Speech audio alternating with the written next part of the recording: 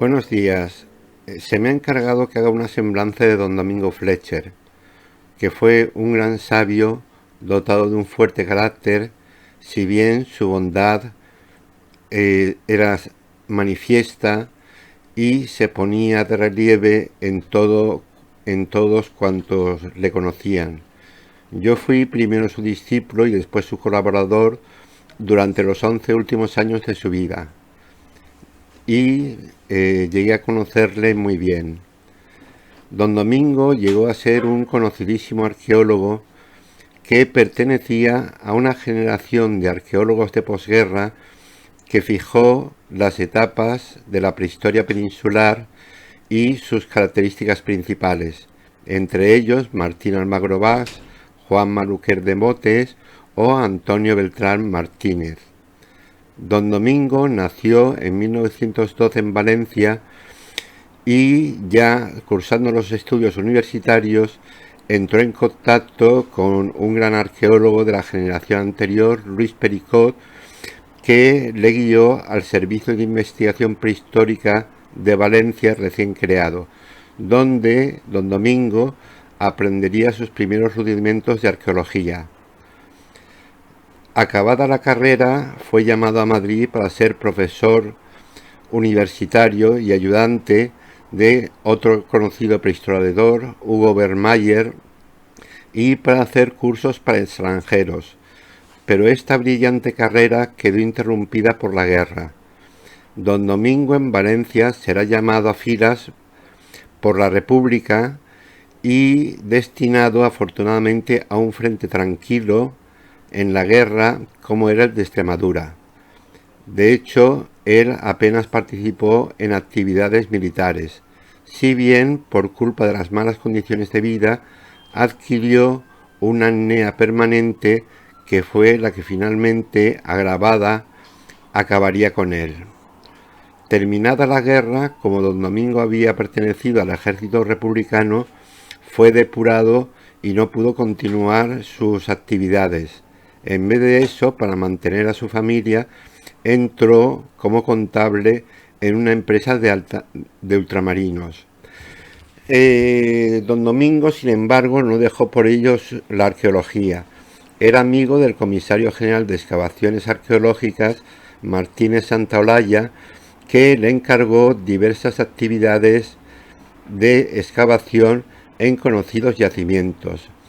Al excavar uno de estos, el Cabezo del Tío Pío, en Murcia, don Domingo se dio cuenta de que la cronología atribuida a la cerámica ibérica no era la correcta, sino que debía bajarse su edad a un periodo muy posterior al supuesto hasta entonces. Es su famosa propuesta sobre la cronología de la cerámica ibérica que hoy todo el mundo acepta. A pesar de estar depurado, cuando se produjo el yacimiento de don Isidro Ballester Tormo, primer director del Servicio de Investigación Prehistórica, se pensó en él como el hombre idóneo para sustituirle y ser el director del servicio.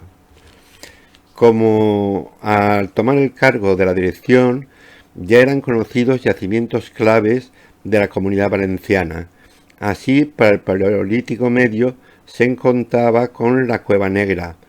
La Cueva del Parpalló ilustraba el Paleolítico Superior y finalmente la Bastida de los Alcuses mostraba la etapa ibérica plena. Don Domingo llevó a cabo una labor que se continuará incesantemente excavando yacimientos emblemáticos que rellenan las distintas etapas de la prehistoria de la comunidad. Así, la Cueva de la Cocina, que ilustraba el Mesolítico, la Cova del Or, que documentaba el Neolítico, y muchas otras.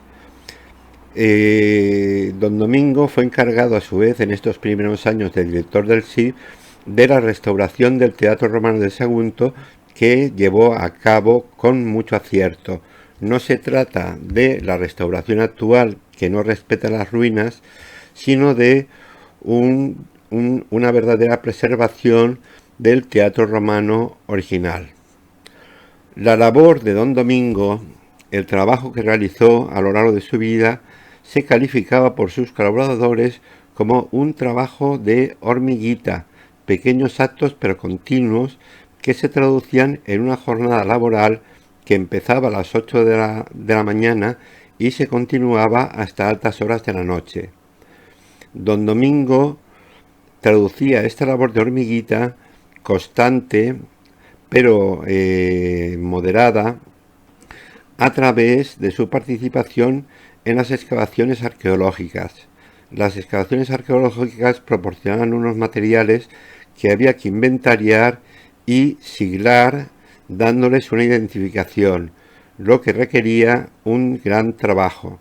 Sin embargo, no solamente don Domingo hizo los inventarios, sino que además preparaba las publicaciones del servicio y cuidaba de la biblioteca que heredó de una manera muy pobre. Don Domingo, que era exhaustivo bibliográficamente en sus trabajos, trabajó para que la biblioteca del Servicio de Investigación Prehistórica llegara a ser la más importante, junto con la del Instituto Arqueológico Alemán, de toda España.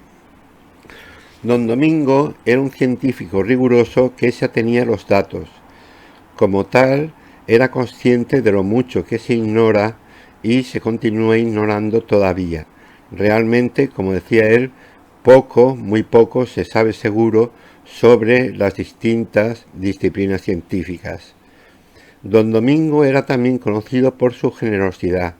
De hecho, los hallazgos rápidamente eran comunicados a otros arqueólogos y cuando ya hubo licenciados en Prehistoria y Arqueología en la Universidad de Valencia, don Domingo les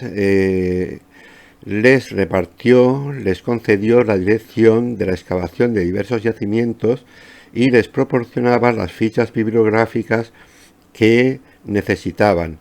Así colaboró en la carrera de estos licenciados que llegarían a ocupar los primeros puestos de la arqueología valenciana. Todo este ingente trabajo era recogido con exhaustividad en unas memorias aparte que editaba la Diputación de Valencia y que se constituirían en una publicación especial llamada La labor del SIP y su museo, que aparecería anualmente. En estas memorias, en esta labor, don Domingo recogía exhaustivamente todo el trabajo que el SIP había hecho a lo largo del año, con una exhaustividad que hoy nos parece hasta irritante, pero que era bien agradecida por todos los arqueólogos y prehistoriadores que estaban bien al día de lo que se hacía en Valencia. También don Domingo, puesto que el Servicio de Investigación Prehistórica solamente contaba con 2 arqueólogos, él mismo y don Enrique Pla, al que se uniría más tarde el dinámico José Aparicio Pérez, contaba también con la ayuda de colaboradores en las diversas localidades de Valencia, que podían ser bien agregados del servicio o simples aficionados que comunicaban sus hallazgos y acudían al SIP a informarse y dar valor a sus hallazgos que con extremada frecuencia quedaban depositados en el museo. Al SIP acudían licenciados y aficionados de todas clases que mantenían una activa tertulia con los veteranos y se informaban y aprendían las nociones básicas de la prehistoria e incluso los detalles de excavaciones arqueológicas no sólo de la Comunidad Valenciana, sino de todo el territorio europeo, con el cual se mantenían relaciones de intercambio de libros y folletos. Otra idea de don Domingo fue fomentar los museos locales de arqueología. Esta era buena idea, pues a la vez que fomentaba la cultura, descargaba los locales de por sí abarrotados del Museo de Prehistoria. En lo que se refiere a la actividad con la que es más conocido, las inscripciones ibéricas, hay que decir que él entró en contacto nada más empezar a colaborar con el SIP en 1930 con estas inscripciones. De hecho, siendo ya director del SIP, en 1953 publicó las inscripciones ibéricas del Museo de Prehistoria, que recogía exhaustivamente las inscripciones que hasta entonces se conocían. De hecho, desde la terminación de las excavaciones en el Tosal de San Miquel de Lidia, hacia los años 50 no se habían producido más hallazgos de inscripciones y había una gran carencia de textos, a la vez que había muy pocos especialistas que se ocupasen de la materia. Esto llegará a su fin desde 1967 con el hallazgo del plomo del Solage. Desde entonces, desde 1967, van a aparecer una serie continua de textos que continúa en la actualidad y que proporcionan cada vez mayor información sobre la lengua ibérica y las otras lenguas prerromanas que se hablaban en la península.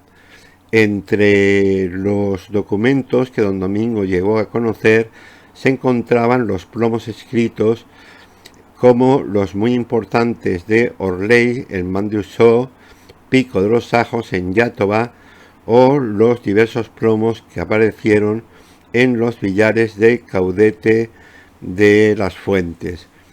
Estos continuos hallazgos se resumen con la publicación de los textos ibéricos del Museo de Prehistoria, que aparece en 1985.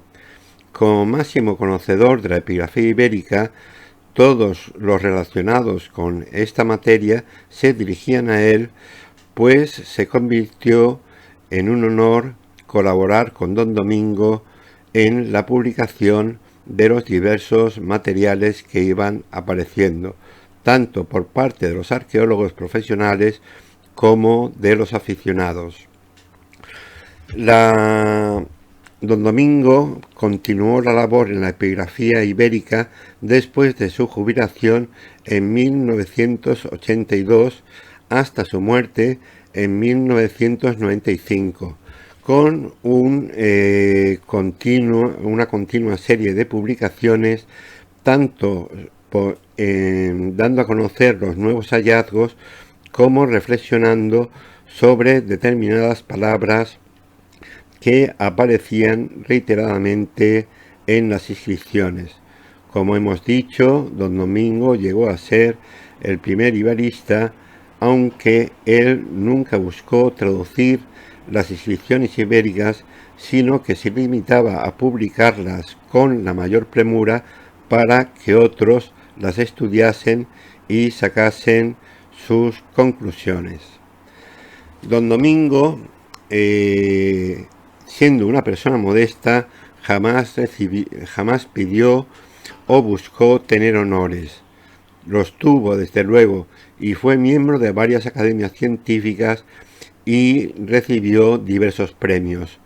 Estos honores pudieron haber sido más, pero ya hemos dicho que él nunca los buscó ni los consideró como algo necesario para su actividad científica. Recuerdo a don Domingo siempre trajeado y en corbata y imprimiendo al espacio en que estaba una sensación de decoro y de respeto. De hecho, todos los que le rodeaban le trataban de don. Don Domingo era del todo inseparable y excepto sus familiares más cercanos y antiguos amigos, jamás apearon el don de su nombre. Yo mismo hablo ahora de don Domingo Fletcher y no se me ocurre otra manera de tratarle más que con este tratamiento respetuoso. No es de extrañar que el fallecimiento de don Domingo fuese doloroso para muchos y una auténtica conmoción para aquellos que le conocían solamente a través de sus publicaciones. Don Domingo dejó un gran vacío que solamente poco a poco se ha podido rellenar por una nueva generación de iberistas y epigrafistas. Muchas gracias y hasta luego.